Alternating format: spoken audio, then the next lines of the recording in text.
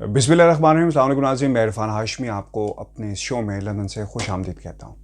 नाज़रीन, हुकूमत पाकिस्तान और वज़ीर-ए-आज़म इमरान खान के मामले ख़ुसूसी और मुशीरान के असासों और शहरियत की तफसीलात जो हैं वो जारी कर दी गई हैं। इन तफसीलात को लेकर पाकिस्तान के अंदर और पाकिस्तान से बाहर एक नई बहस का आगाज़ हो गया है। आज के इस शो में हम इन तमाम पहलुओं पर रोशनी डालेंगे और वो लोग जो इस वक्त बहस कर रहे हैं उनके लिए हमारे कुछ सवालात हैं। मगर इन सवालात पर जाने से पहले और इन तफसीलात पर जाने से पहले अगर आपने हमारा चैनल जो है सब्सक्राइब नहीं किया तो चैनल को ज़रूर सब्सक्राइब कर लें। व्यूअर्स, जो तफसीलात जारी हुई हैं इनके मुताबिक 15 मामलीन ख़ुसूसी में से 7 या तो दोहरी शहरियत के हामिल हैं या वो किसी दूसरे मुल्क के मुस्तकिल रिहायशी हैं। वफाकी वज़ीर बराए इत्तलात सेनेटर शब्बीर फराज ने जो तफसीलात जारी की हैं उनका ये कहना है कि मामले ख़ुसूसी के असासों और शहरियत की तफसीलात जो हैं वज़ीर-ए-आज़म पाकिस्तान इमरान खान की हिदायत पर जो हैं वो जारी की गई हैं। काबीना डिवीज़न की जानिब से जारी करदा तफसीलात के मुताबिक वज़ीर-ए-आज़म इमरान खान के मामलीन ख़ुसूसी बराए सियासी रवाबित शहबाज गिल अमरीकी ग्रीन कार्ड होल्डर हैं और जबकि मामलीन ख़ुसूसी बराए national security division Moiz Yusuf जो हैं अमरीका के रिहायशी हैं। लेकिन इस हवाले से दोनों ने अपनी वजाहत जो है वो दे दी है। वज़ीर-ए-आज़म के मामले ख़ुसूसी पेट्रोलियम नदीम बाबर अमरीकी शहरियत के हामिल हैं और मामले ख़ुसूसी बराए समंदर पार पाकिस्तानी सैयद ज़ुल्फ़िकार अब्बास बुखारी भी दोहरी शहरियत रखते हैं और उनके पास बरतानवी शहरियत है। वज़ीर-ए-आज़म की मामले ख़ुसूसी बराए डिजिटल पाकिस्तान तानिया इदरीस के पास कनाडा की पैदाइशी शहरियत है और वो भी सिंगापुर की मुस्तकिल रहायशी हैं। जबकि मामले ख़ुसूसी बराए अमूर तवानाई शहजाद सैयद कासिम भी अमरीका के शहरी हैं। जबकि इसके अलावा वज़ीर-ए-आज़म इमरान खान के मामले ख़ुसूसी बराए पार्लिमानी अमूर नदीम अफजल गोंदल भी कनाडा में मुस्तकिल रहाइश का स्टेटस जो है वो रखते हैं। ताहम मुशीरान और महावनीन ख़ुसूसी के लिए दोहरी शहरियत के कानून का इतलाक़ नहीं होता, लेकिन अब ये बहस जो है वो पाकिस्तान में शुरू हो गई है कि इन अफराद के बतौर काबीना रुकन मुल्क के अहम फ़ैसलों और दस्तावेज़ात तक रसाई होती है, जबकि ये मफादात का जो है वो टकराव है। यकीनन ये मफादात का टकराव है और पूरी कौम ये जानती है। आजकल पिछले 48 घंटों में बल्कि एक नई बहस जो है वो पाकिस्तान में सोशल मीडिया पे शुरू हुई है इन असासों को लेकर कि वो लोग जिनकी शहरियत जो है वो दोहरी होगी वो पाकिस्तान से मुख्तलिफ कैसे हो सकते हैं। हमारे कुछ सवालात हैं, इन पर जाने से पहले मैं आपको उन असासों की तफसील भी बताता चलूँ जो इन मावनीन ख़ुसूसी और मुशीरान की है। हुकूमत की जानिब से जारी करदा तफसीलात के मुताबिक वज़ीर-ए-आज़म के मुतादिद मावनीन ख़ुसूसी और मुशीरान अरबपति हैं और उनके मुल्क में और बैरून मुल्क असासों की एक जो है वो लंबी और तवील फ़हरिस्त है। मिसाल के तौर पर मावनीन ख़ुसूसी बराए पेट्रोलियम नदीम बाबर के असासाजात की मालियत जो है वो 2 अरब 75 करोड़ रुपये से ज़ायद है। उनकी पाकिस्तान के अलावा बैरून मुल्क जायदादें हैं और वो बैरून मुल्क 2 दर्जन से ज़ायद कंपनीज़ में शेयर होल्डर्स भी हैं। वज़ीर-ए-आज़म के मुशीर डॉक्टर इशरत हुसैन भी 1 अरब 70 करोड़ रुपये से ज़ायद के असासों के मालिक हैं। इशरत हुसैन अमरीका में 3 जायदादों की भी मालिक हैं। वज़ीर-ए-आज़म के मुशीर तजारत अब्दुल रज़ाक दाऊद 1 अरब 35 करोड़ से ज़ायद असासों के मालिक हैं और उनकी अहलिया 40 करोड़ रुपये से ज़ायद असासों की मालिक हैं। जबकि मामले ख़ुसूसी बराए समंदर पार पाकिस्तान सैयद ज़ुल्फ़िकार अब्बास बुखारी ज़िला अटक में 1300 कनाल से ज़ायद अराज़ी जो है उसके मालिक हैं और उनके पास इस्लामाबाद में 30 से ज़ायद एक कनाल प्लॉट्स की मलकियत भी मौजूद है। इसके अलावा वो बरतानिया में 48 लाख पाउंड से ज़ायद का एक फ़्लैट है जो उनकी मलकियत है। इसमें 4.25 लाख पाउंड मालियत का सामान जो है उन्होंने ज़ाहिर किया है। वो पाकिस्तान से बाहर 6 कंपनियों में शेयर होल्डर्स भी हैं।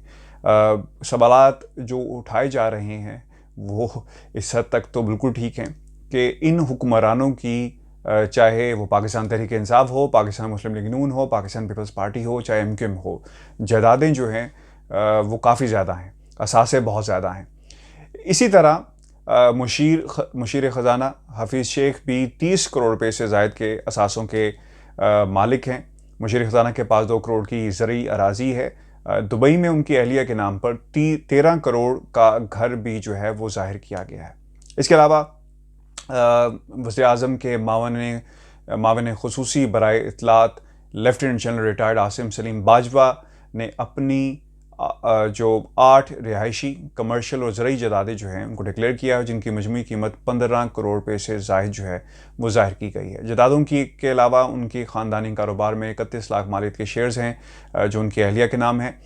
اس کے علاوہ 3 بینک اکاؤنٹس میں 2,92,000 کے لگ بھگ جو ہے پاکستانی روپے اور 4,000 سے زائد جو ہے امریکی ڈالر جو ہے وہ شو کیے گئے ہیں۔ وزیراعظم کے معاون خصوصی برائے سیاسی امور ڈاکٹر شہباز گل امریکہ کے گرین کارڈ ہولڈر ہیں۔ ان کے اثاثوں کی کل مالیت 11 کروڑ 85 لاکھ سے زائد ہے، جبکہ ان پر واجبات کی رقم 2 کروڑ 82 لاکھ سے زائد ہے۔ معاون خصوصی برائے احتساب شہزاد اکبر نے 10 کروڑ روپے سے زائد کے اثاثے ظاہر کیے ہیں، جبکہ معاون خصوصی ندیم افضل چند 1 کروڑ 21 لاکھ کے مالک ہیں۔ معاون خصوصی برائے اسٹیبلشمنٹ مجید شہزاد محمد شہزاد ارباب کے اثاثات کی کل مالیت جو ہے وہ 12 کروڑ 73 لاکھ ہے، جبکہ معاون خصوصی برائے پاور ڈویژن شہزاد سید قاسم کی پاکستان میں موجود جائیدادوں کی مالیت 97 لاکھ، جبکہ امریکہ اور متحدہ عرب امارات میں 6 جائیدادوں کی مالیت لاکھوں ڈالرز میں ہے۔ اور اس کے علاوہ وہ بہت ساری کمپنیز کے جو ہیں وہ شیئر ہولڈرز بھی ہیں۔ اس کے علاوہ امریکہ اور متحدہ امارات میں ان کی نصف درجن سے زائد جو ہیں وہ اکاؤنٹس ہیں۔ ویورز، ان تمام حقائق کو لے کر پاکستان کے اندر جو ہے اس وقت بحث جو ہے اس کا آغاز ہو چکا ہے، اور وہ لوگ جو حق کے رائے دہی پہ یقین رکھتے ہیں سمیت میرے اس حق کا وہ بھرپور استعمال کر رہے ہیں، سوشل میڈیا کے اوپر، ٹویٹرز کے اوپر اپنی رائے کا اظہار کر رہے ہیں۔ کسی بھی رائے کے خلاف میں نہیں ہوں، لیکن یہاں پر کچھ حقائق جو ہیں وہ آپ کے سامنے رکھنا بہت ہی ضروری ہیں، چونکہ ان میں سے اکثریت کی تعداد ایسے لوگوں کی ہے جو پرانی حکومتوں کی باقیات ہیں یا سیاستدان ہیں، یا ان کا تعلق اسی گروہ سے ہے جس نے پاکستان کو ہمیشہ جو ہے وہ نقصان پہنچایا ہے۔ ان کے لیے میرے کچھ سوالات ہیں۔ ان سوالات کا تعلق جو ہے پاکستان مسلم لیگ نون سے ہے، ان کے کرتا دھرتا رہنماؤں سے ہے، پاکستان پیپلز پارٹی سے ہے، ان کے سربراہان سے ہے، MQM کے لوگوں سے ہے، جنہوں نے پاکستان کو ہمیشہ جو ہے وہ نقصان پہنچایا ہے۔ اور ان لوگوں کو جو کابینہ میں مشیر کی بطور مشیر جو ہے وہ کام کر رہے ہیں، معاونین خصوصی ہیں، انہیں سیکیورٹی رسک جو ہے وہ قرار دیا گیا ہے۔ لیکن ان لوگوں کے لیے یہ سوالات جو ہیں اٹھانا بہت ہی ضروری تھا۔ سوال نمبر 1، کیا نواز شریف کی بیٹے کی کمپنی میں وہ خود ملازم نہیں تھے؟ وہ لوگ جو ان لوگوں کو سیکیورٹی رسک قرار دے رہے ہیں، ایک ایسا وزیر اعظم جو اپنے ہی بیٹے کی کمپنی میں ملازم تھا اور اسی وقت وہ پاکستان کا وزیر اعظم بھی تھا۔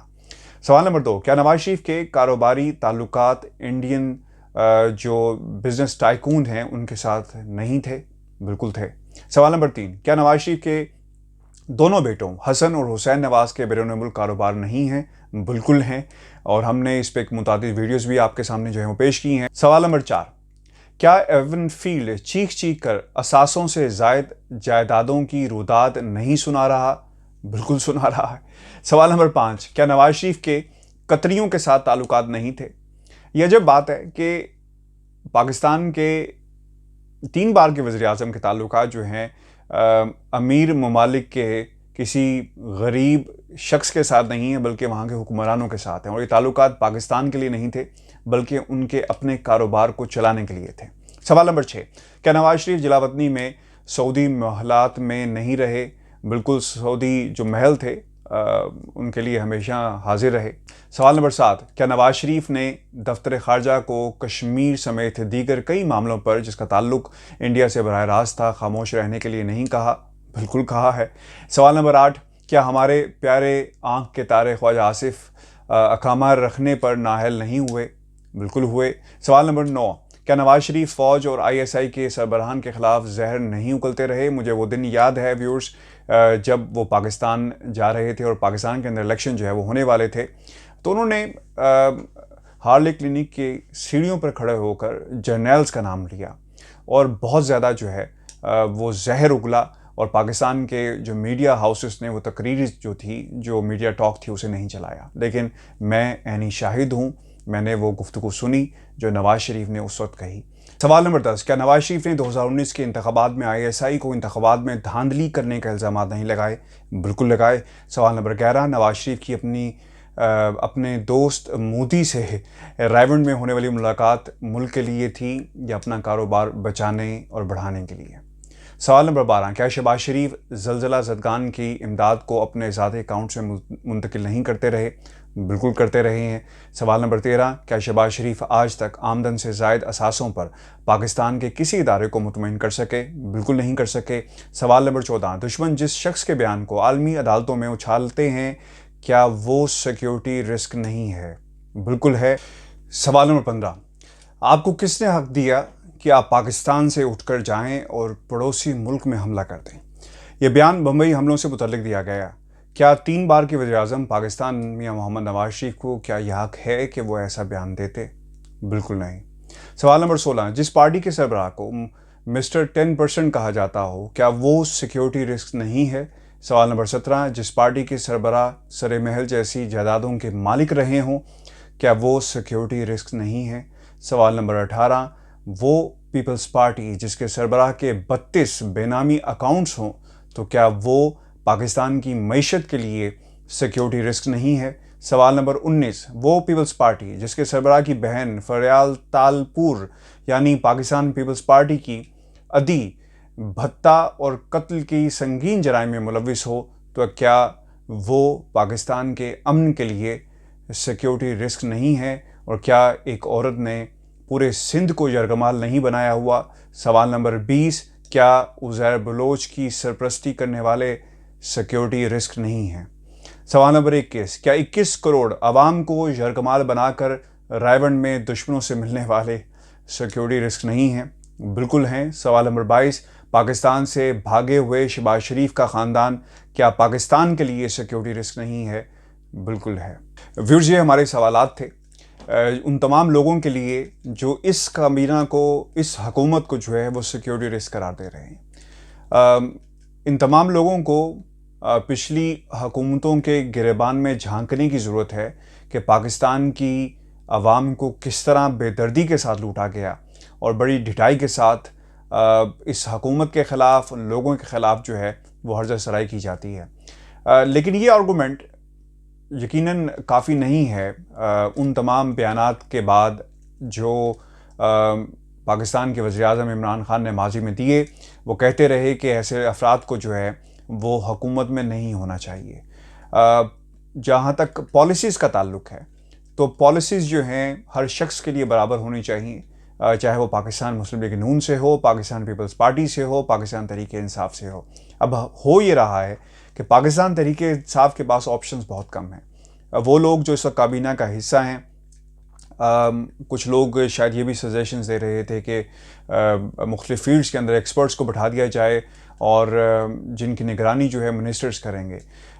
جمہوری نظام کے اندر اس قسم کے ماڈلز جو ہیں وہ زیادہ دیر نہیں چلتے۔